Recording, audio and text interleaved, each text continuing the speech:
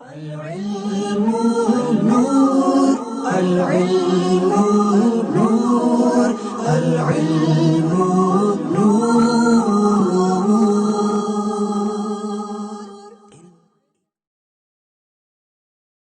لله رب العالمين والعاقبة للمتقين والصلاة والسلام على سيد الأنبياء والمرسلين أما بعد فأعوذ بالله من الشيطان الرجيم بسم الله الرحمن الرحيم الصلاة والسلام عليك يا سيدي يا رسول الله الصلاة والسلام عليك يا سيدي يا حبيب الله۔ حضرات محترم، امید ہے اللہ تبارک و تعالیٰ کی پاک بارگاہ میں آپ سب خیر و عافیت سے ہوں گے۔ ناظرین اور سامعین حضرات، آج ہمارا موضوع ہے موبائل کی تباہ کاریاں۔ آج اس پر ہم انشاءاللہ بات کریں گے۔ ناظرین، جیسا کہ ہم سب کو معلوم ہے، جو موبائل عام ہوتا جا رہا ہے، اس کی تباہ کاریاں مسلسل بڑھتی جا رہی ہیں۔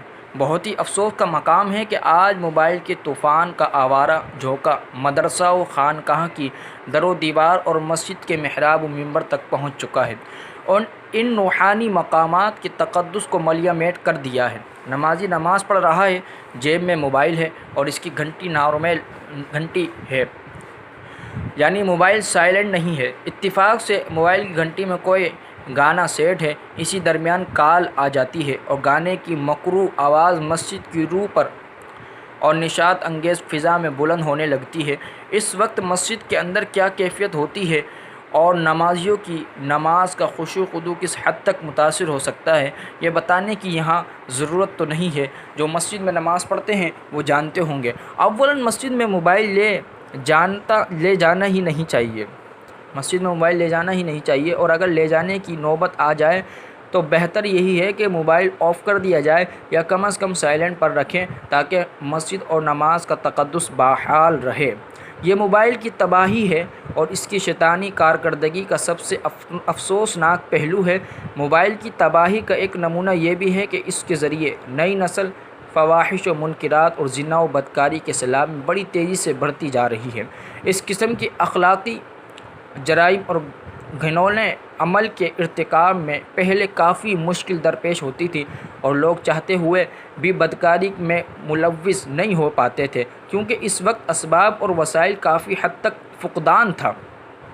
مگر آج اللہ کی پناہ موبائل اور صرف موبائل کی بدولت فواحش و منکرات اور زنا کاری و بدکاری کا بازار کافی گرم ہو چکا ہے اور آئے دن اس میں اضافہ ہی ہوتا چلا جا رہا ہے۔ موبائل کی غیر مرئی قوت نے دو دلوں کا تار آپس میں اس طرح جوڑ دیا ہے کہ وہ تار چھڑائے نہیں چھٹتا۔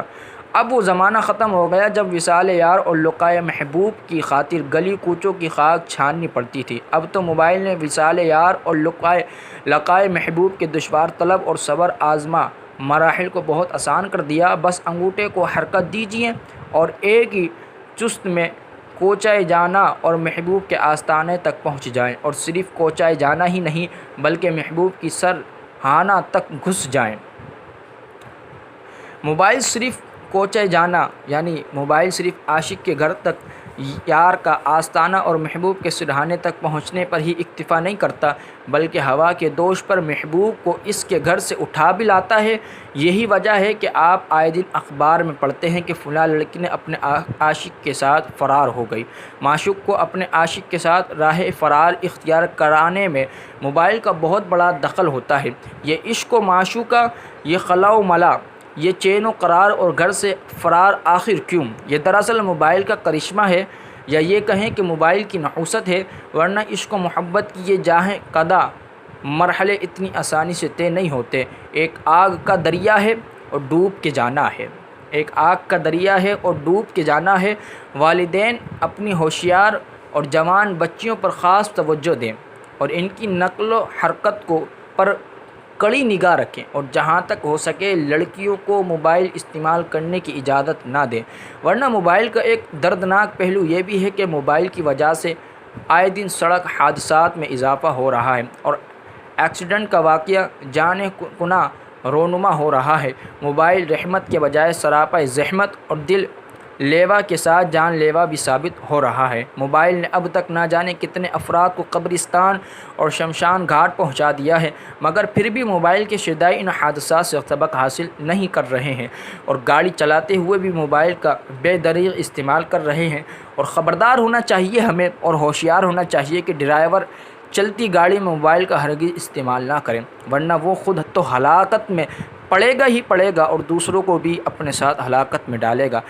اگر ارجنٹ یعنی نہایت ضروری اور ایمرجنسی کال ہو تو گاڑی روک کر موبائل کا استعمال کریں۔ دوسروں کو اپنی فنکاری اور کلاکاری دکھانے کا شوق میں خودارا اپنی موت کو دعوت نہ دیں۔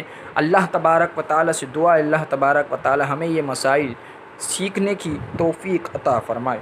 وآخر دعوانا ان الحمد للہ رب العالمین۔